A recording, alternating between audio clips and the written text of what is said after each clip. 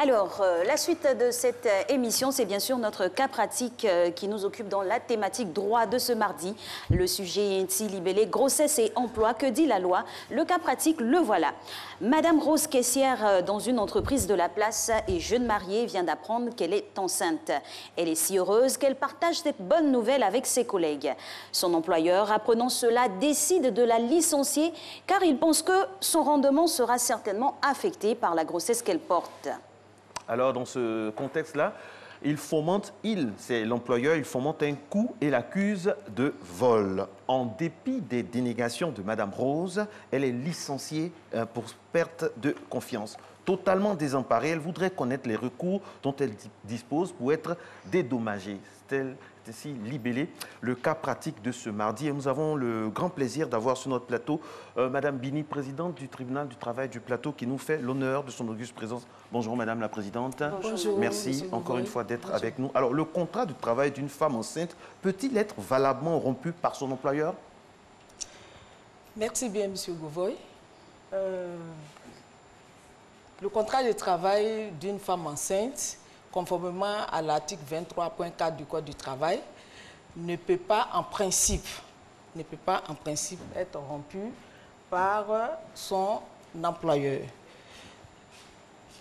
Mais ce contrat-là, cette loi, toujours le 23.4, a prévu des cas dans lesquels ce contrat-là peut être rompu. Mais ce que je voudrais souligner, c'est que la femme enceinte, le travailleur, la travailleuse enceinte, pour bénéficier de la protection légale que la loi lui donne, doit pouvoir déclarer son état de grossesse à son employeur. Donc, elle doit aller à l'hôpital, obtenir un document médical, un certificat médical constatant son état de grossesse. Et c'est en ce moment-là que la protection que la loi lui accorde commence à courir. Donc, c'est ce que le 23.4 du Code du travail dit. Vous aviez commencé à libeller les exceptions. Vous avez dit en principe. En principe. Mais il y a des exceptions. OK.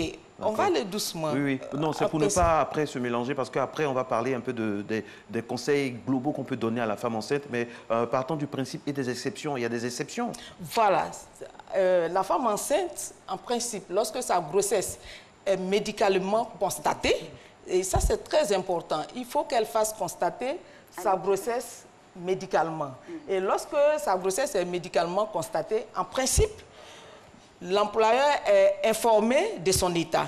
Et dans ce cas-là, l'employeur ne peut pas rompre son contrat de travail en raison de son état de grossesse. Maintenant, il y a des exceptions. Les exceptions, c'est que ça ne tient pas à son état de grossesse. Ce n'est pas parce que vous êtes enceinte que tout vous est permis. Et donc, si dans l'exécution de votre tâche, vous commettez une faute lourde, l'employeur est en droit de rompre votre contrat.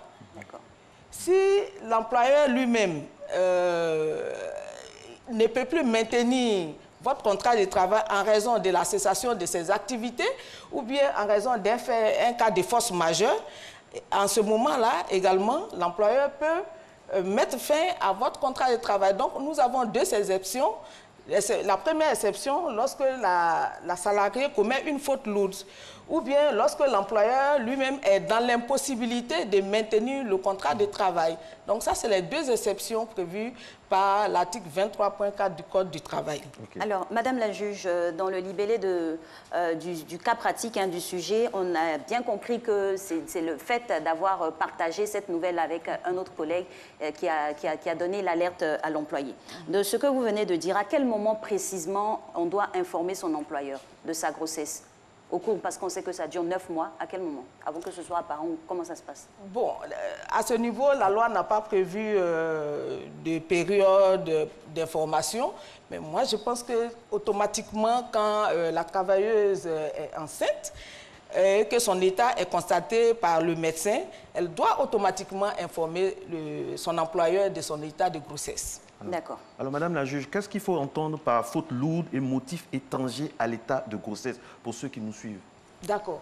La faute lourde, en droit du travail, c'est la faute d'une extrême gravité et qui suscite la rupture automatique du contrat de travail sans même que l'employeur ait à observer le délai de préavis. D'accord. Voilà. Donc, cette faute-là est liée à l'attitude, au comportement. C'est tout fait, tout acte du travailleur ou bien de la travailleuse ayant un lien avec ses fonctions et qui rendent impossible la poursuite des relations de travail. Donc, il faut que cet acte-là, ce fait-là, ce comportement-là, rende impossible le maintien des relations de travail en raison de la gravité de l'acte. Voilà. Maintenant, le fait étranger qui doit rendre impossible le maintien des relations de travail de la salariée, il peut s'agir d'une cessation d'entreprise. D'accord. Voilà, ou d'un cas de force majeure, si l'entreprise a brûlé, naturellement, on ne peut pas maintenir votre emploi, même si vous êtes en état de grossesse. D'accord. Voilà. Alors, à quel moment la rupture peut-elle intervenir? À quel moment la rupture peut-elle intervenir? Bravo, Amassi. Merci. En principe, la rupture peut intervenir à tout moment de la grossesse, mais la rupture ne peut pas intervenir parce que dans le cas d'une femme enceinte, il y a deux étapes. C'est-à-dire, elle est enceinte, elle travaille normalement, mais il y a une période de suspension de son contrat de travail en raison, et c'est ce que nous appelons le congé de maternité. Le congé de maternité est de 4 semaines consécutives, 6 semaines avant l'accouchement et 8 semaines après l'accouchement. Et ça, c'est selon. Si la dame fait un accouchement jumelé, c'est-à-dire c'est des jumeaux, elle bénéficie de 2 semaines en plus. Donc, elle va avoir 10 semaines au lieu de 8 semaines après l'accouchement pour pouvoir... Et donc, il y a plusieurs cas comme ça pour ne pas... voilà. Et donc, pendant cette période de suspension du contrat de travail, le congé de maternité, c'est une période de suspension du contrat de travail. L'employeur ne peut pas rompre le contrat de la salariée pendant cette période de suspension du contrat de travail. D'accord. Voilà. Merci Même beaucoup, dans les madame. cas suscités où il y aurait, par exemple, incendie dans l'entreprise, l'exception s'applique, non? Ça applique. D'accord. Absolument. Merci beaucoup. Et puis toutes nos excuses pour cet incident fâcheux. Aussi nos excuses aux téléspectateurs qui nous suivent. Vous savez que nous sommes en direct et parfois beaucoup de choses peuvent nous échapper. Alors, Madame la juge, est-ce que l'employeur qui n'a pas connaissance de l'état de grossesse de son employé, attesté par un document médical, peut rompre le contrat? Bien sûr.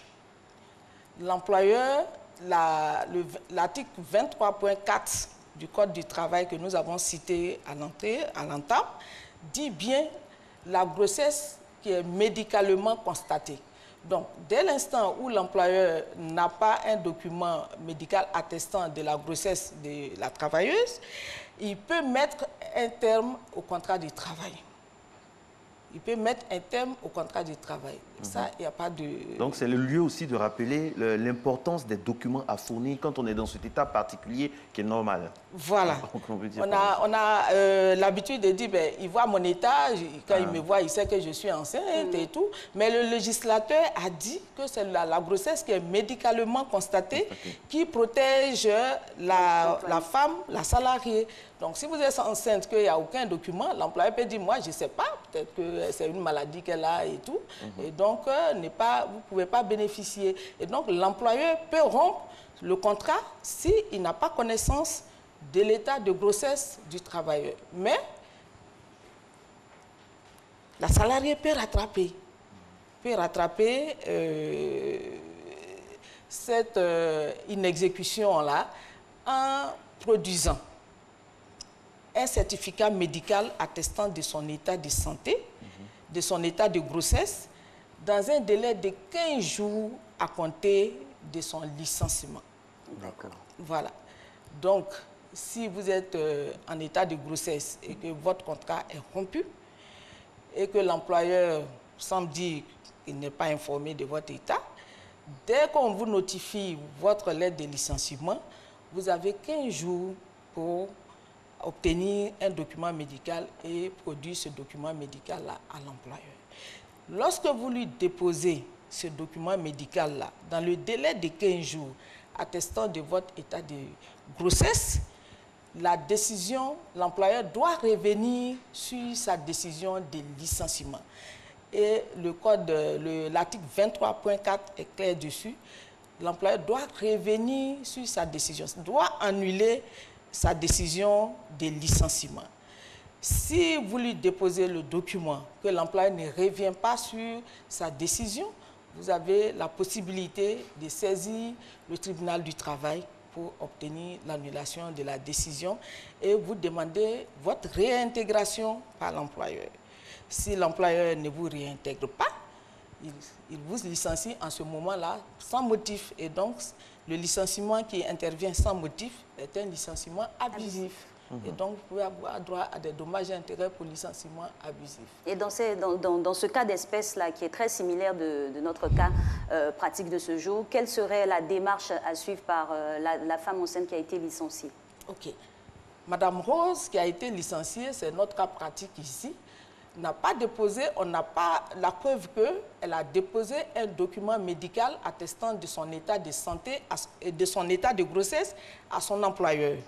En ce moment-là, lorsque elle nous approche, nous allons lui demander, nous allons lui poser un certain nombre de questions. Nous allons lui demander... La première question, c'est-à-dire Madame Rose vient chez vous, toute décontenancée. Qu'est-ce qu'on lui demande en premier? On lui demande, est-ce que vous avez une lettre de licenciement? À quelle date cette lettre-là vous a été notifiée? Donc la date de la rupture du contrat de travail. Et ça pour vérifier si elle est encore dans le délai de 15 jours pour pouvoir obtenir un document médical et déposer ce document médical-là entre les mains de son employeur pour pouvoir obtenir l'annulation du licenciement qui intervient parce que l'employeur n'a pas été informé de son état de grossesse. Donc, ça, c'est la première hypothèse. Donc, si Madame Rose, par exemple, avait déposé un document médical et que son contrat, malgré qu'elle ait déposé un document médical informant son employeur de son état de santé, de son état de grossesse, si l'employeur s'entête à rompre son contrat de travail, si ce n'est pas pour une faute lourde qu'elle a commise, en ce moment-là, la rupture qui intervient, c'est une rupture abusive. Madame la juge, j'ai une question très qui vient là, à l'instant. Madame Rose est enceinte. Nous savons qu'une femme dans cet état-là peut présenter, pas des pathologies, mais certaines gènes. Elle est caissière. Elle peut se tromper, avoir le vertige à un moment et puis se tromper sur les comptes. Et cela lui est imputé. Est-ce que ça peut être considéré comme une faute lourde? Ben, quand vous travaillez dans une entreprise, si vous estimez que votre état de grossesse vous empêche de travailler normalement, la loi vous donne cette opportunité-là d'approcher votre employeur pour obtenir un changement d'emploi ou de poste. Si vous ne faites pas, vous ne changez pas d'emploi ou de poste et que vous restez là, si vous commettez une faute, on ne va pas vous dire qu'en raison de votre état de grossesse et tout. Parce que la loi offre cette opportunité-là à la femme enceinte d'approcher son employeur pour obtenir... Mais dans le cas d'espèce, le patron n'est pas un patron avec qui on peut parlementer, parce que vous voyez un peu son comportement, il a fomenté un coup, visiblement. Quand on a affaire à ce genre de patron-là, j'imagine quelqu'un aller essayer de parlementer avec. Vous voyez ce que je veux dire? Oui. Mais dans les entreprises, vous avez des organisations syndicales, vous avez l'inspecteur du travail qui est là, les délégués syndicaux. Et donc, si l'employeur ne peut pas parlementer, ne veut pas parler avec vous, vous pouvez approcher ces structures-là pour pouvoir avoir la protection qu'il faut. Voilà. Okay. D'accord. Et pour en revenir toujours dans le cas d'espèce de la nature du licenciement qui est dit abusif, alors quelle est la démarche de la dame en unité? D'accord. Ici, nous avons, Madame Rose a été licenciée pour perte de confiance. Et cette perte de confiance-là est consécutive à un vol. Et elle estime que c'est un motif qui a été fomenté. Ça veut dire que chez nous, nous appelons ça faux motif. Et donc, l'article 18.15 du Code du travail dit le licenciement est abusif s'il intervient sans motif légitime ou pour faux motif. Donc ici, elle dit, moi, en réalité, je n'ai pas été, mon employeur ne me licencie pas parce que j'ai volé ou bien il a perdu confiance en moi. Mais en réalité, c'est mon état de grossesse qui a entraîné cette rupture de contrat. Donc, moi, le motif réel de la rupture de mon contrat de travail, c'est ma grossesse. Donc, la perte de confiance ou le vol ayant entraîné la perte de confiance, c'est un faux motif. C'est nul. C'est un faux motif. Donc, si c'est un faux motif, si elle réussit à établir que c'est un faux motif, en ce moment-là, on arrête, on dit que le licenciement qui intervient est abusif. Mais ce que je voudrais que les téléspectateurs sachent, c'est que le motif du licenciement doit être un motif objectif, établi, exact. Et donc, si le motif ne doit pas être subjectif. Or, ici, la perte de confiance, c'est un motif subjectif. Et donc, on n'admet pas la perte de confiance comme un motif légitime de rupture du contrat de travail. Seulement, les faits qui ont entraîné cette perte de confiance-là, si ces faits-là sont établis, constituent en eux-mêmes un motif de rupture du contrat de travail, en ce moment-là, on peut se fonder sur ces faits-là pour rompre le contrat, mais pas la perte de confiance. La perte de confiance n'est pas un motif légitime de rupture du contrat de travail parce que c'est pas fondé, n'a pas une cause réelle et sérieuse. Voilà. Alors, donc là, je rappelle que pour la résolution du cas pratique, plusieurs questions donc, doivent être posées à Mme Rose. C'est-à-dire, Mme Rose va voir un spécialiste, Mme la Présidente, par exemple, au tribunal. Donc, on va lui demander d'abord, pour que les téléspectateurs puissent nous suivre, à quelle date est intervenue la rupture du contrat de Mme Rose. Si c'est pour vérifier si elle est encore dans le délai de 15 jours. Ça, c'est la première chose. Et puis, l'employeur, est-ce qu'il était informé de l'état de grossesse avec un papier médical à l'appui? Parce qu'on peut avoir un ventre qui est arrondi, mais rien ne prouve juridiquement, s'entend que c'est une grossesse. Bon, donc il y a d'autres situations qui se présentent. Soit l'employé est encore dans le délai de 15 jours, dans ce cas-là, elle sera invitée à informer son employeur muni des documents. Voilà. Soit Mme Rose n'est plus dans le délai de 15 jours, elle devra saisir, en une telle occurrence, l'inspecteur du travail. Ça, c'est très important. Alors, à quel moment on peut parler de conciliation, Madame la juge? D'accord. Le législateur ivoirien a privilégié la conciliation en matière de règlement de litiges sociaux. Et donc, lorsque vous estimez que votre contrat a été abusivement rompu, vous ne pouvez pas venir automatiquement saisir le tribunal du travail. La loi vous fait obligation de saisir d'abord l'inspecteur du travail qui va essayer de régler le litige qui vous oppose à votre employeur de manière amiable. Donc, c'est le règlement amiable. Si l'inspecteur du travail réussit à régler votre litige, le litige prend fin. Il dresse un procès verbal de conciliation qui met fin au litige. Et donc, ce procès verbal de conciliation-là, va déterminer les droits qui seront payés aux salariés ou bien à la salariée dans notre cas ici. Donc, si au départ de Mme Rose, ces droits n'ont pas été payés, ces documents de rupture, les droits qui doivent lui être payés sont le salaire de présence, le contrat est rompu, vous devez partir. Ça dépend. Si on a retenu une faute lourde à votre égard ou une faute simple, en ce moment-là, si c'est une faute lourde qui a été retenue à votre encontre, lorsque vous devez partir de l'entreprise, l'employeur doit vous remettre votre salaire de présence, votre gratification, votre indemnité de congé. Et tous ces documents-là, tous ces droits-là sont accompagnés d'un certain nombre de documents de rupture. Et la loi, le législateur fait de la remise de ces documents-là une obligation et qui est sanctionnée par l'allocation de dommages et intérêts aux travailleurs si l'employeur ne satisfait pas à ces obligations-là. Il s'agit de la remise du certificat de travail, la remise de relevé nominatif des salaires. Et tous ces documents-là sont prévus par l'article 18.18 du Code du travail. Et donc, l'employeur doit remettre le certificat de travail, le relevé nominatif. Et s'il ne le fait pas, le travailleur vient saisir le tribunal pour demander des dommages et intérêts, parce que ces documents doivent être remis sous peine de dommages et intérêts. Et ça, la loi a prévu la sanction. Si vous ne remettez pas, vous payez des dommages et intérêts. Voilà. Allez-y. D'accord. Donc, s'il s'agit d'une faute simple, c'est-à-dire que la faute, ou bien la faute n'existe pas, la faute invoquée à l'encontre du travailleur n'existe pas, en ce moment-là, le travailleur aura droit à son salaire de présence, à la gratification, au congé, à l'indemnité de préavis, à l'indemnité de licenciement, au dommage et intérêt pour licenciement abusif. Et puis, s'il n'a pas reçu ces documents de rupture, il aura droit à toutes les indemnités qui sont prévues par l'article 18.18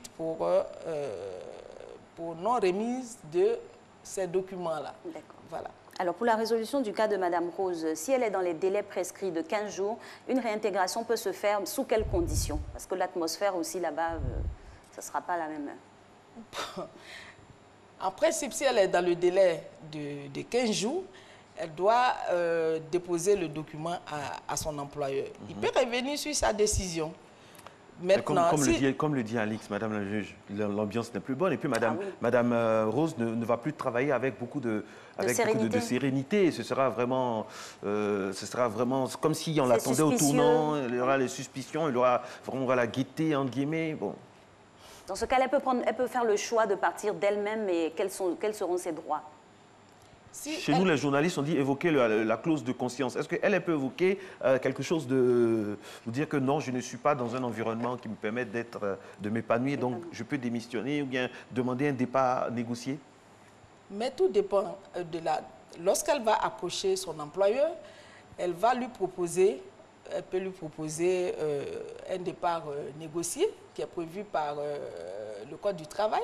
Elle peut lui proposer un départ négocié pour dire que en tout état de cause, compte tenu des conditions de mon départ, je n'entends pas véritablement reprendre le travail. Si l'employeur accepte, en ce moment-là, ils vont mettre fin à leur relation de travail de manière amiable, de manière conventionnelle, et puis c'est fini. Et s'il n'accepte pas, quel est l'état, comment elle est couverte au sein de l'entreprise? Avec toute cette atmosphère-là, on revient là-dessus, hein, parce que c'est vraiment pas évident de se retrouver en litige avec son employé, de réintégrer encore la même société.